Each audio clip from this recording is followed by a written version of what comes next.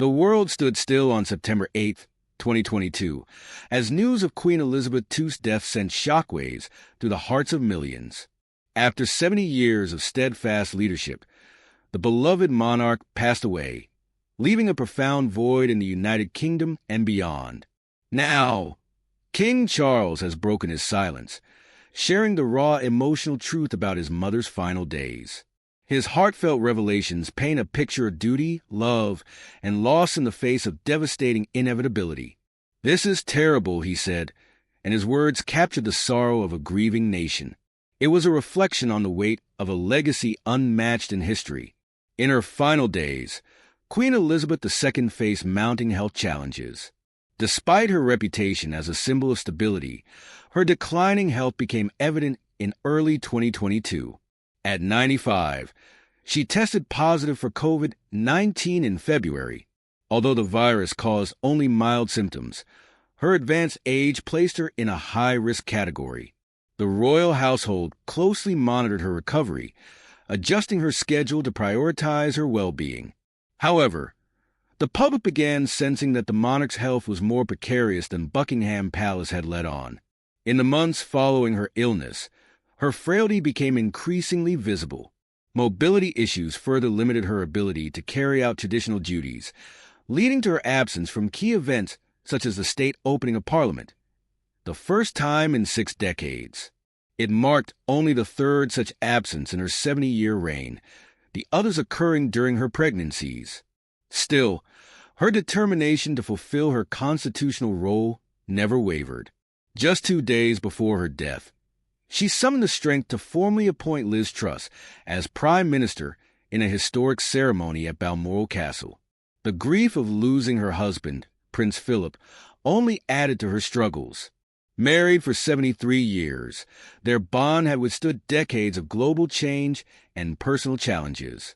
Those close to her noted that the Queen was never quite the same after his passing, her sorrow unmistakable.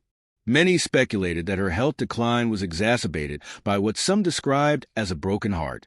In a poignant testament to their enduring connection, she ensured that their final resting places would be side by side, a reflection of their extraordinary partnership in life and beyond. Amid these personal and physical struggles, Queen Elizabeth's decision to spend her final days at Balmoral Castle spoke volumes. Balmoral was no ordinary royal residence. It was her sanctuary, nestled in the Scottish Highlands, where she felt most at peace. Its significance was not lost on her family, who understood that the castle held a lifetime of cherished memories, from childhood holidays to summers spent with her own children and grandchildren.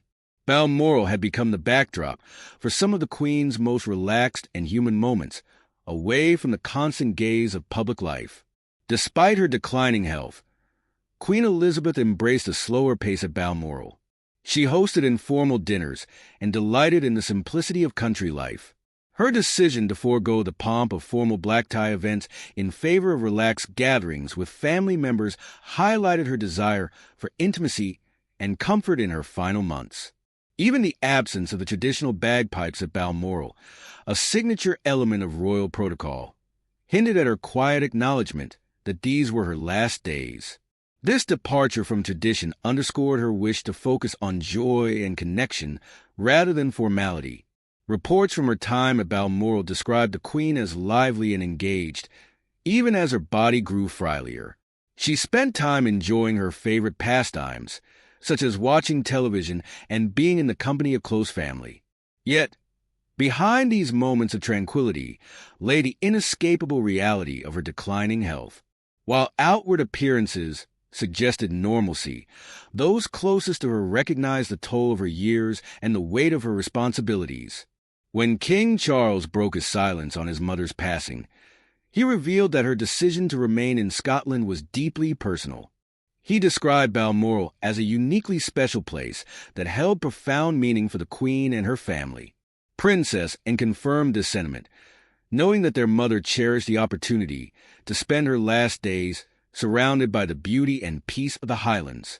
As autumn's cool air settled over the landscape, the Queen's health took a sharper turn. Those around her sensed that the end was near, but her characteristic resolve and grace shielded the full gravity of the situation from the public. While she appeared engaged during her meeting with Liz Truss, it was becoming clear that these acts of duty were her last. As King Charles later reflected, his mother's choice to remain at Balmoral allowed her to say goodbye on her own terms. The quiet strength she displayed, even in her final moments, remains emblematic of her legacy. But the events that unfolded in her last hours would send a ripple of sorrow across the nation and the world. On the evening of September 7, 2022, everything seemed normal. The Queen enjoyed dinner surrounded by close family and trusted staff at Balmoral Castle. Those present recounted a night filled with laughter and light-hearted conversation. Her wit and warmth shone through, giving no indication of the rapid decline that would follow within hours. However, as midnight approached, everything changed. "This is terrible," some whispered, words that would soon echo across the nation and the world. Shortly after dinner, the Queen's condition took an unexpected turn for the worse. Medical staff, already stationed at Balmoral due to her frailty, were alerted immediately. Her caregivers noted a sudden drop in her blood oxygen levels, a sign that her health was failing faster than anticipated. Despite their efforts, it became clear by the early hours of September 8th that her condition was critical. The Queen remained composed through it all, but the speed of her decline left her inner circle scrambling to prepare for the inevitable. By mid-morning, as the Queen lay under the care of top physicians, the gravity of her condition became known to the outside world. Prime Minister Liz Truss, newly appointed just 2 days prior, was discreetly informed while attending a House of Commons debate. As she engaged in discussions on the energy crisis, an aide quietly handed her a note. The words on that small piece of paper carried alarming news. News that would soon change the course of history. The Prime Minister understood the seriousness of the message and left the chamber immediately. Her sudden departure raised eyebrows among fellow MPs and the public alike. Within 20 minutes, Buckingham Palace issued a rare statement confirming concerns about Queen Elizabeth's health. They reassured the public that she was comfortable and resting at Balmoral. The phrasing, while measured, caused widespread alarm. Royal watchers and the public alike began to brace themselves for what many feared but had not dared to voice.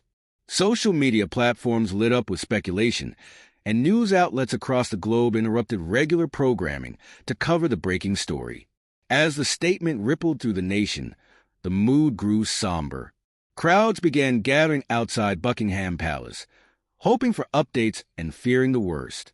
Many brought flowers, others lit candles. Within Balmoral, a sense of urgency gripped the royal family. Prince Charles, soon to be King Charles, was one of the first informed of his mother's condition. Already in Scotland at his residence, Birkhall, he rushed to Balmoral with Camilla.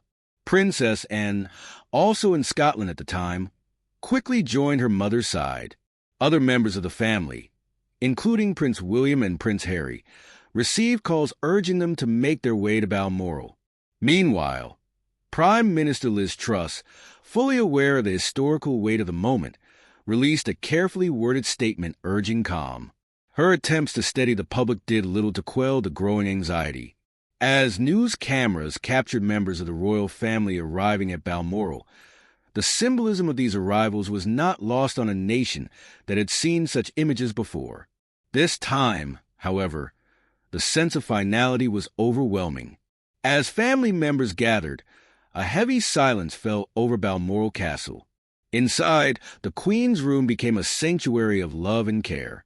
Clergy members, including the Reverend Kenneth Mackenzie of Crathy Kirk, read passages from the Bible at her bedside. Staff moved quietly to ensure the Queen's comfort while giving her family space to process the unfolding tragedy. Outside the castle, the world waited and held its breath. By mid-afternoon, the signs were unmistakable.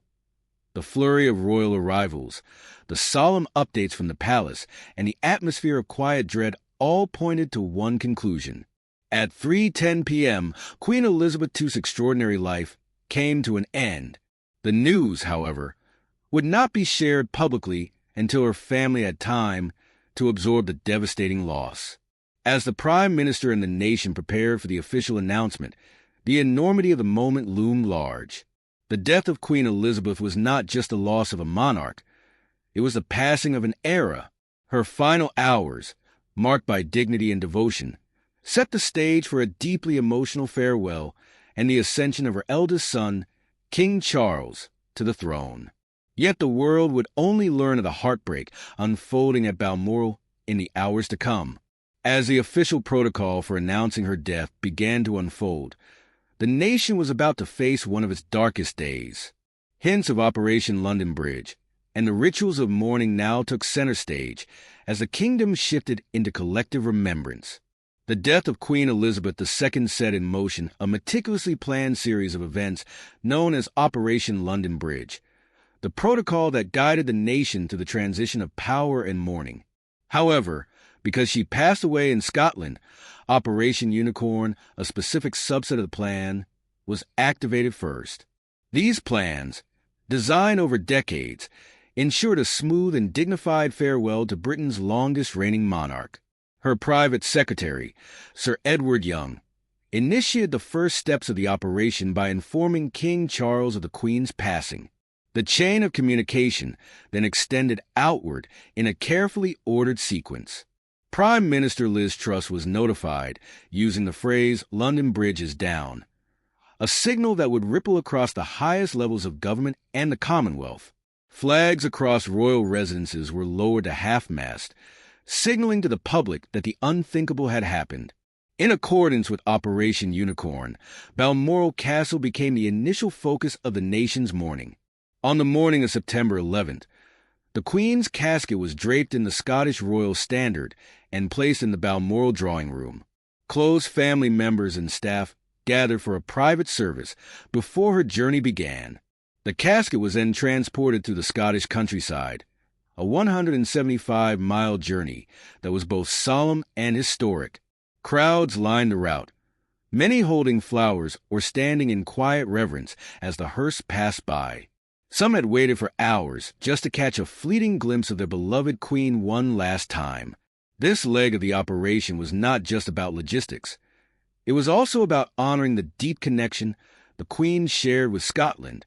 The procession passed through towns such as Ballater, where residents remembered her frequent visits and informal interactions with the community.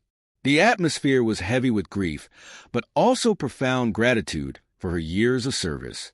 Upon reaching Edinburgh, the Queen's casket was taken to the palace of Holyrood House, where it lay in the throne room. The following day, it was moved to St. Giles Cathedral for a service of thanksgiving. During this time, thousands of mourners queued to pay their respects. Over 33,000 individuals filed past her casket, evidence of the deep affection the public held for her. The Queen's journey to London marked the next phase of Operation London Bridge. On September 13th, her casket was flown from Edinburgh to RAF Northolt on a Royal Air Force C-17 Globemaster. The Scottish Royal Standard, which had adorned her casket, was replaced with the British Royal Standard upon arrival in London. The casket was then transported to Buckingham Palace, where it rested overnight in the bowroom. Here, the Queen's family gathered privately, away from the public eye, to mourn her passing and prepare for the days ahead. On September 14th, the Queen's casket began its journey to Westminster Hall for the official lying in state. Draped in the royal standard and adorned with the imperial state crown, it was placed on a gun carriage drawn by the King's Troop, Royal Horse Artillery. As the solemn procession made its way through London, Big Ben tolled at 1-minute intervals, and ceremonial gun salutes echoed through the city. Members of the royal family, led by King Charles, walked behind the casket. The public's grief continued to swell as mourners queued for miles to pay their respects at Westminster Hall. Some waited up to 25 hours, enduring cold nights and aching feet for the chance to say a personal goodbye. Over 250,000 individuals would ultimately visit during the lying in state. While the public mourned, Operation London Bridge ensured the transition to the next chapter of the monarchy. The precision and dignity of the plans honored Queen Elizabeth II's legacy while paving the way for King Charles III's reign. The next steps focus on the state funeral, an event poised to unite the nation in an outpouring of grief and gratitude. The weight of history pressed forward, carrying both the monarchy and the people into a new era. The lying in state marked the culmination of national mourning before the Queen's funeral. The long lines, silent tributes, and global attention underscored the magnitude of her passing. Yet, even amid this collective grief, preparations were already underway for her final farewell, a state funeral that would unite the world in remembrance of one of history's most iconic figures. The nation stood poised to honor her in the most profound and historic way possible, as her legacy continued to inspire both sorrow and gratitude. On September 19, 2022, the world turned its attention to Westminster Abbey as Queen Elizabeth II was honored with a state funeral of immense historical and emotional significance. The occasion marked the culmination of a period of national mourning and offered a final collective farewell to a monarch who had reigned for 70 years. The service was meticulously planned, following guidelines the Queen herself had helped shape over the decades. The day began early, with King Charles and other members of the royal family gathering at Westminster Hall for the procession to Westminster Abbey. The Queen's casket, draped in the royal standard and adorned with the imperial state crown, the sovereign's orb and scepter, was carried on the state gun carriage by members of the Royal Navy. The sound of Big Ben tolling every minute and the steady cadence of military drums created an atmosphere of solemn reverence. Behind the casket walked King Charles, Princess Anne, Prince Andrew, Prince Edward, Prince William, and Prince Harry. After the funeral service, the Queen's casket was transported in a second procession to Wellington Arch, accompanied by the royal family and military personnel. From there, it was transferred to the State Hearse for its final journey to Windsor Castle, where the committal service and private burial would take place. St. George's Chapel became the setting for the Queen's final farewell. The committal service began at 4 p.m., attended by members of the royal family and close household staff. The ceremony was led by the Dean of Windsor, who read the same scriptures used at the funerals of King George VI and other members of the royal family. In a deeply symbolic act, the imperial state crown, the sovereign's orb, and scepter were removed from the casket and placed on the altar, signifying the end of the Queen's reign. King Charles then stepped forward to place the Queen's Company Camp color of the Grenadier Guards on the casket, a final tribute to her military connections and role as Commander-in-Chief. The Lord Chamberlain broke his wand of office and placed it on the coffin, marking the conclusion of his service to the Queen. The most solemn moment of the day came as the casket was gently lowered into the royal vault. The congregation stood in silence as the Dean of Windsor offered prayers, and the Garter King of Arms proclaimed the Queen's full titles one last time. The national anthem was sung, signaling the end of the public portion of the funeral proceedings. At 7:30 p.m., the Queen was laid to rest in a private burial attended only by her closest family members. She was interred beside her beloved husband, Prince Philip, in the King George VI Memorial Chapel within St. George's Chapel. This final resting place also housed the remains of her father, King George VI, her mother, Queen Elizabeth the Queen Mother, and her sister, Princess Margaret. The reunion of the Queen and Prince Philip in death was a poignant conclusion to their extraordinary partnership. As the world mourned Queen Elizabeth's death, King Charles III stepped forward to assume the role for which he had been preparing his entire life. On September 9, 2022, just one day after his mother's passing, the new monarch addressed the nation and the Commonwealth in a televised speech from Buckingham Palace. His words honored the legacy of the Queen while outlining his vision for the future of the monarchy. In his speech, Charles described his mother's life as a promise with destiny kept, and acknowledged her unparalleled service over her 70-year reign. Yet, even as he mourned the loss of his mother, Charles made it clear that the monarchy's mission of lifelong service would continue. His voice carried the weight of responsibility, signaling that he was ready to embrace his new role. Charles's commitment to the monarchy was evident as he pledged to uphold the principles of duty and service that had defined the Queen's reign. He promised to lead with the same dedication and integrity his mother had displayed, ensuring the monarchy remained relevant in a rapidly changing world. "I shall strive to serve you with loyalty, respect, and love," he said, echoing the promises made by the Queen in her first address as monarch. However, stepping into the role of king came with no small share of challenges. At 73 years old, Charles became the oldest person to ascend to the British throne. Expectations for his reign were both high and complex. He faced the daunting task of honoring the legacy of a beloved queen while carving out his own identity as monarch.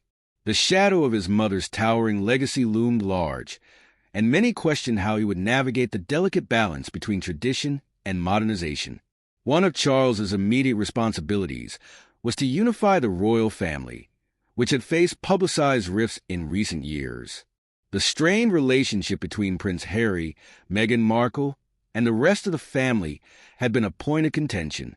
Charles's ability to bridge these divides was seen as critical to preserving the monarchy's public image. In his speech, he extended an olive branch, expressing his love for Harry and Meghan as they built their lives overseas. This gesture of reconciliation hinted at his desire to mend familial bonds and present a united royal front. Beyond family matters, Charles also faced the challenge of maintaining the monarchy's relevance in the 21st century. Questions about the role of the royal family, particularly in a post-Elizabethan era, grew louder as calls for modernization and greater transparency gained traction. The king's ability to adapt to these demands while preserving the monarchy's traditions would be a defining test of his reign. Even after her passing, Queen Elizabeth II continued to captivate the world. Charles has since revealed new details about her final days, providing a deeper understanding of the challenges she faced and the profound love her family shared in her last moments. The final days of Queen Elizabeth II were marked by resilience, meticulous preparation, and a deep connection to those closest to her. As King Charles shared insights into his mother's last moments, a clearer picture emerged of a monarch who remained steadfast despite private struggles. However, Charles was not the only one to speak on the Queen's final days. In his memoir Unleashed, former Prime Minister Boris Johnson revealed that he had known of the Queen's deteriorating health for over a year before her passing. He claimed she had been privately battling an undisclosed form of bone cancer, a fact never publicly shared during her lifetime. Despite her illness, Johnson described the Queen's unwavering strength, noting that she remained composed and committed to her duties. Even in his final meetings with her, he recalled her sharpness and wisdom, emphasizing her determination to carry on. Princess Anne, who was by her mother's side during her final moments, also offered reflections that shed light on the Queen's emotional and practical preparations for the end of her life.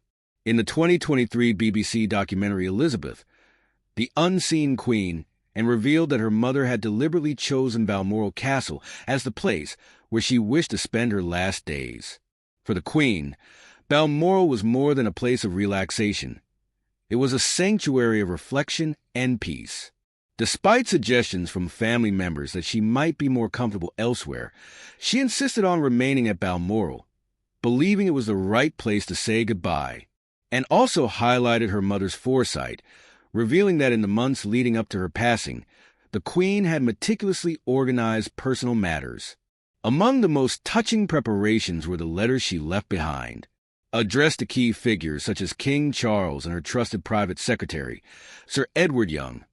These sealed letters are believed to contain personal reflections, advice, and heartfelt messages, demonstrating the care with which the Queen approached her final days.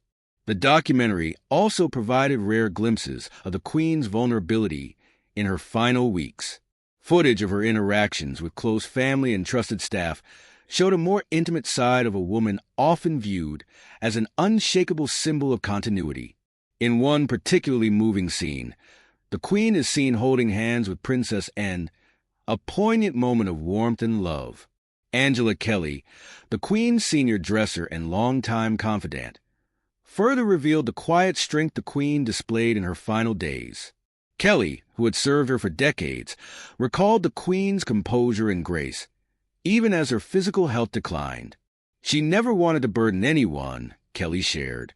She carried her responsibilities with quiet dignity right until the very end. As King Charles steps forward to carry on his mother's legacy, these revelations provide a roadmap for the challenges ahead. The Queen's strength, compassion, and wisdom set a high standard for leadership, one that will guide the monarchy through a new era. Though she is no longer with us, Queen Elizabeth II's legacy remains alive in the hearts of those she served. Her life is a testament to the enduring power of service and unity, lessons that will continue to shape the monarchy and the world for years to come. Do you think the monarchy will be the same without Queen Elizabeth II? Share your thoughts with us in the comments. We'd love to hear from you.